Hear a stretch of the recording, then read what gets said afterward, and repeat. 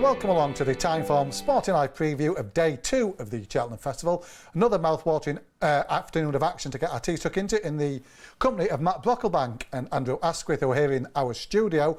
But our man on the racecourse is Ben Linfoot, enjoying Cheltenham day 1, but he's broken off to provide these thoughts on the second day too.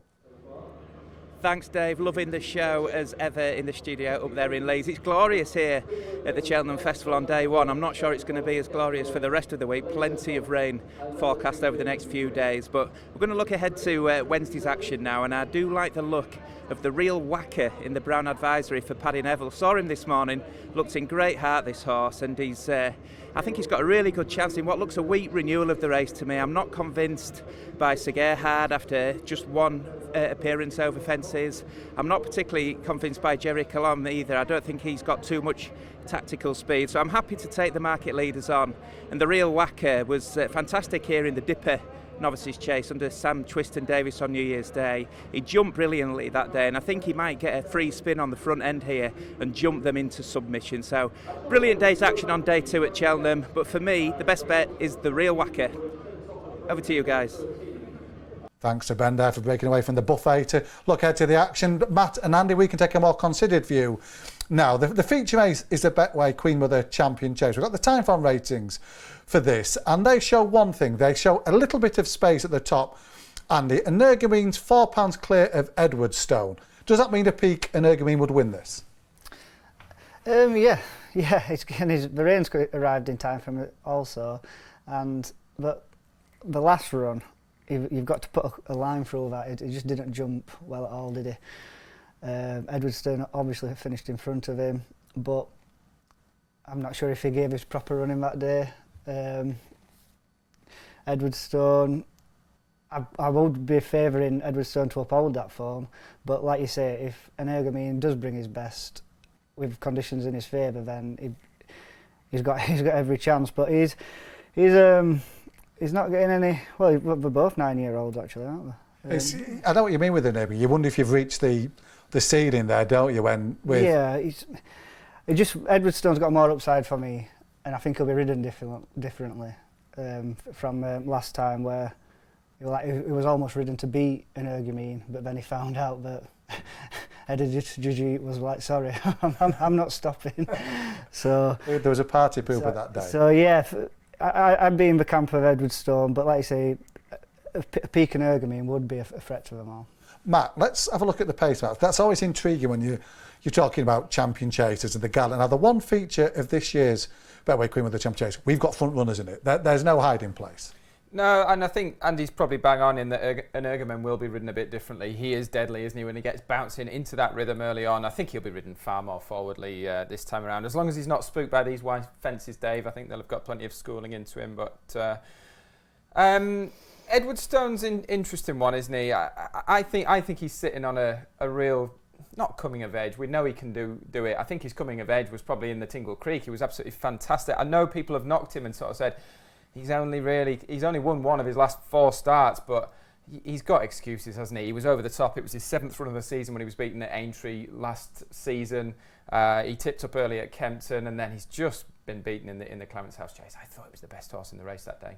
We're going to come to the Clarence House Chase video shortly, but before then we've got Energumene winning last year. I think you're both wrong. I think Energumene's the better. He's had one below par run in his life, which we're going to see next time. Now, the one thing I'll say, Andy, this is a champion chase. Running conditions, I don't know if they're going to be similar, but these were Sam type of competition. Shishkin didn't turn up on the day, but to quote a commentator, Mark Johnson often said he was much the best, Energumene. Yeah, he was much the best, but you've got to probably question the horses he was much better than. Also, Chacun Pessoir came down when he was still in the mix. For me, it wasn't the best, strongest champion hurdle, and yeah, he's won easy enough. Whether the ground will be that testing, I don't think there's much more rain forecast for tonight anyway. I don't know if it will be as much of a slog as that, but yeah, if Energumene is in that sort of form this time round, then he's gonna pose a real challenge. But for me, it wasn't the strongest race, and I'd be opposing him with Edwardstone. Now, part of Andy's reason is this run here, Matt. It's the Clarence House Chase at Cheltenham, rearranged on Festival Trials. We've got the video of it here. There's all sorts of form lines tied in here. Go There on. is, yeah. Look, enjoy yourself. Well, this was a brilliant race, and I think we're looking at another really exciting, brilliant race. You know, there isn't much between these horses, and this day I think it was a tactical battle. Editor de Jeep was fantastic, got into a great rhythm out in front. He probably rode them to sleep a little bit, and he'd done the damage by this point. The damage was done, but Edwardstone down the outside made a sweeping run. He's come past Energumen, who made the mistake there at the last, and really he's just nosed ahead here, hasn't he?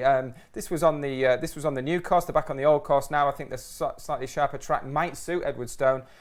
I just think, look, how can you sort of say that, he's gone really, really close, hasn't he? He deserves to bounce back to winning ways, I think, Edwardstone. He was a brilliant winner of the Sporting Life Arkle on the Tuesday, the festival last year.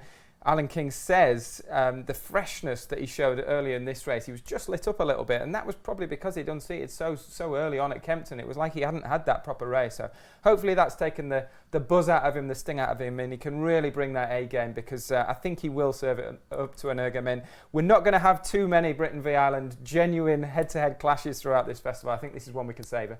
2 votes for Edwardstone from the guys there, 1 from Energumen from me. He's only ever disappointed once, and that was in that Clown's House. And Willie Mullins doesn't make excuses for horses. It's not his modus operandi, but he's adamant that those white boards, he spooked at the first, was having a look. He's been schooled endlessly over them since. Let's see what difference that has made to him in the champion chase. Moving on, we open up with a Ballymore Novices hurdle. The talk of the preview circuit all the time, these preview nights, I did a few, and the videos, that the momentum behind Impere Pass just grew and grew and grew. Let's have a look at the time from ratings. Let's see where he sits on there. He's found himself at the head of the market. He's not top rated, but he's not the Mullins horse who sits at the top, Matt. No, he's not. Gaelic Warrior has achieved more than him, but Impera Pass, he just looks special, doesn't he? He's not just this sort of talking horse. He's done it on the track. He looks the part. He was bought for big money after winning his bumper in France. He's come over and won his maiden by 18 lengths and easily took the step up in grade when winning the Sky Bet Moscow Flyer, a race that we've seen plenty of Willie Mullins' top novices win over the years. They often go for the Supreme. Now, we're recording this just before the Sky Bet Supreme on Tuesday, and it'll be very interesting to see, obviously, if Facile Vega delivers there, then this could well be a case of dividing up the 2 aces in the Mullins pack. We'll see how that pans out, but I think he's well up to bridging the gap with Gaelic Warrior. I know Gaelic Warrior has the experience.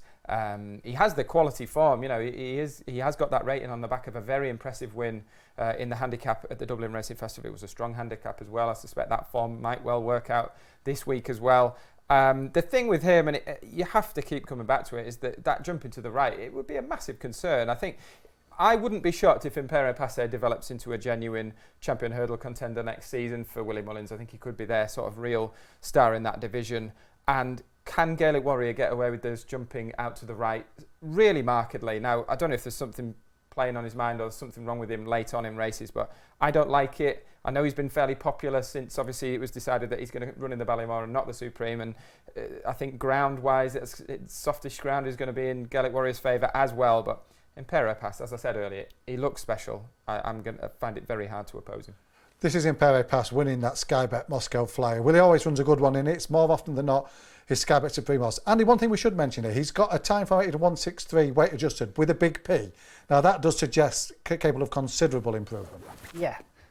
When we get a big P attached to your rating, you're looking at upwards maybe of £8 to £10 improvement as a unwritten rule. But yeah, it's like you said, Dave, on the circuit, even Ruby Walsh, I think Ruby Walsh has put it up as his best bet of the week.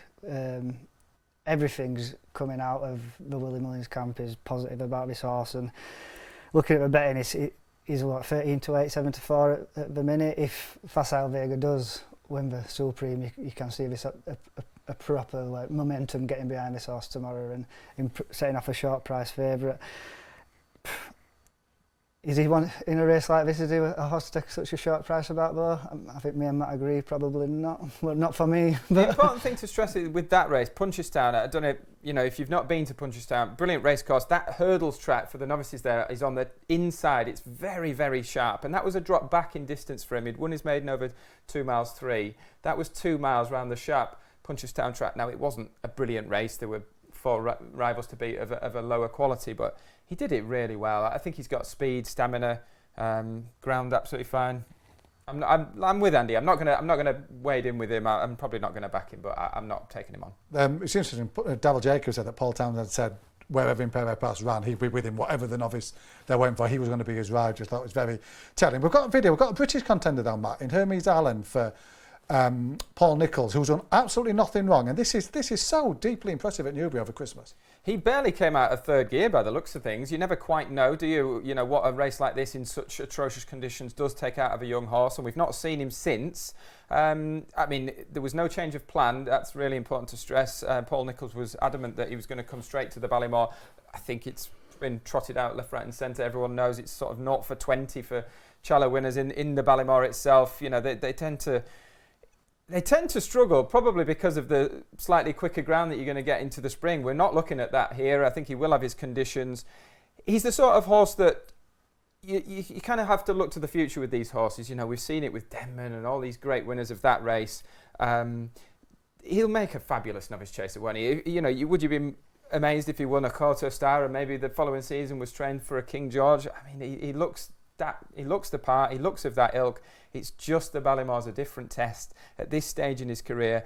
I just think these Irish horses might just be hard, really, really hard. They're quality, they're fast. That's the difference, isn't it? I think he could run an absolutely mighty race and finish second or third, even with conditions in his favour.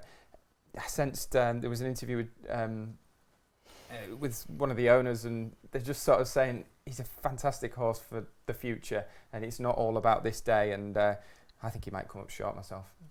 Let's move on to the Brown Advisory, the big novice chase on the card. We've got the time form ratings for this and a couple of videos to look at as well. So we'll have a look at the ratings to start with. Jerry Colombe, top rated, £3 clear with a P of Time Hill, who's the best of the British on there, although the Dan Skelton horse there, third in. We've got a video, Andy, too, of Jerry Colombe. This is winning the Scilly Isles at Sandown over 2.5 miles for Gordon Elliott. Interesting, A, that they brought him here in the first place. B, do you watch this race and think this is a horse who's going to relish going up in trip at Cheltenham? Yeah, absolutely. I was surprised as well that they brought this horse over to run at Sandown. But if you watch this race back, coming around the bottom turn, he almost looks like he's struggling, but then he just finds another gear. And conditions were testing this day, and as we all know, Sandown it's quite a stiff finish, and everything about this run suggests he's going to relish 3 miles. He's going to relish the soft ground. And for me, he's one of the bankers of the week. For me, he has been for quite a while, but it's a good race. There's a lot of unexposed types in opposition, and as well as I know that Dan Skelton's quite bullish on his mare down at the bottom, who was getting obviously gets £7 off the boys, and the rain's come for her as well. She'll relish conditions, and yeah, I see that the money's come for her as well. The price has contracted over the last couple of days, but for me, I think Jerry he's unbeaten. He won his own starting points. He's won every couple of bumpers, a couple of hurdles, 3 starts over fences. Yeah, he's exciting, isn't he? Just a bit of a big baby, isn't he? I don't know. I quite like my sort of Brown Advisory horse to have a few more hairs on the chest. I just wonder whether he's going to be able to really go through with it and beat these sort of slightly hardened horses. And I'm not sure. That day there, Thunder Rock was quite close, wasn't he? And the Henderson horse as well. I think this is a better race. He'll need to improve again. Let's talk about Sir Gerhard. Let's rewind 12 months, and he was the Impere Pass. They were deciding where to run, and he was their best novice hurdler, and they ended up on the Ballymore. He won. This is his only run over fences in public, Matt. So he's very light on experience, and he made a pearl of a mistake that day too. He did. I thought he was beaten, to be honest. This was that laggy debut in second, wasn't it? I think he'd beaten Kilcrut when Kilcrut was about 1 to 14 in the novice hurdle a few years ago as well. So I thought writing was on the wall for Sir Gerhard. In the end, he comes away, and the talk afterwards was that, you know, he just didn't think he was in a race. It was just sort of dossing around, and in the end he sort of switched into race mode here and comes away very easily. The class is there, isn't it, with this horse? We have absolutely no doubt. He won in the Champion Bumper, winning the Ballymore. He was unbeaten until he blotted his copybook at Punchestown. We didn't see him for a while then. He's come back with that kind of scratchy 2-runner performance. It's a very hard one to weigh up, Dave. You know, it's not easy. It's the Cheltenham Festival, but he's got more class form in the book than Jerry Colombe, and he's a much bigger price. You certainly couldn't be ruling him out. Trip-wise, I think you've certainly got doubts about him, haven't you? As you said, it was kind of Supremo Ballymore this time last year. He ended up winning the Ballymore pretty well. And now it's kind of like, where's this one going to slot in? You know, if you sort of said Faso Vega Impera past Ballymore, and this one's kind of slotting in somewhere along the line, isn't he? He could have run in the Stayers Hurdle as well. He was ended up in a He's pulling the Nunthorpe as well, is he? Yeah. I suppose what you would say, going just a shade slower maybe, I don't know. He will probably be able to get into a bit more of a jumping rhythm over 3 miles, but yeah. That was the rationale, wasn't it? He was choosing between the Turners and the Brown Advisor. It was this slightly slower pace the Brown Advisor thought might help his jumping. He's a tough horse to weigh up. Yeah. Impossible, isn't he? Impossible. I mean, to go from 2 miles to winning a Grade 1 champion, well, Grade 1 novice at Cheltenham over 3 miles, that would be some training performance, but Will they call it Willyland? Willyland. It continues to do things differently. Right, there we are. They're the 3 feature races on Wednesday. But I believe the guys have gone elsewhere for their best bets. Andy, I'll let you go first. What are you going to put up as your best bet for Cheltenham? Yeah, I'm hoping that Andy Dufresne can go one place better than he did last year in the Grand Annual. He ran a cracker that day, but the winner, he made all the running, and I think Mark Walsh thought that he was going to actually come back, and he just never did. And it was a well-handicapped horse as well. Looking at his form, it's not it's not very appealing. But I think this race has been the plan all year. He's off the same mark. He's off 155 again. I can just the ground will not be a problem for him. I think this is his Gold Cup, and I'm hoping that he can go one place better than last year off top weight again. And Andy Dufresne for Andy. Matt? Well, I absolutely love the Coral Cup. This is the 250, the big handicap. I mean, talk about plotting horses up. There's 10 or 12 of them in here. You'd have massive respect. I was drawn to a horse called An Epic Song for Martin Brazel now. He has a very, very similar profile to last year's close second, fast or slow, but his price utterly collapsed. He was 33.20s in midweek, and he's single figures now. So I'm going to back Gordon Elliott's novice Sa Fureur. He's not a particularly straightforward horse, I don't think. He doesn't do anything at all when he gets to the front, but he's won his last 3 now, and I think we're looking at a novice sitting on a really good mark. He gets in here off 137, a BHA mark. Interestingly, they're running here instead of the Martin Pipe, obviously a better prize money and everything, but David Russell is able to ride as well. He was actually Russell's first winner back after the short stint of retirement when he won his maiden. He's since won twice since, a race last time out that's Elliott's used before as a stepping stone to winning the Martin Pipe and races at the festival. So Sa Fureur, he jumps well, he's a big chasing type. I think he's got the minerals for a test like the Coral Cup. It can get quite bruising around that track, can't it, in the Coral Cup? But yeah, I'm going to chance him at a double figure price. Talks volumes about the men who we've got in this studio here, tipping in the 2 most competitive handicaps of the day. Fascinating stuff as ever. Thanks to Matt and to Andy and to Ben from Cheltenham, and good luck with your own Wednesday bet at the Cheltenham Festival.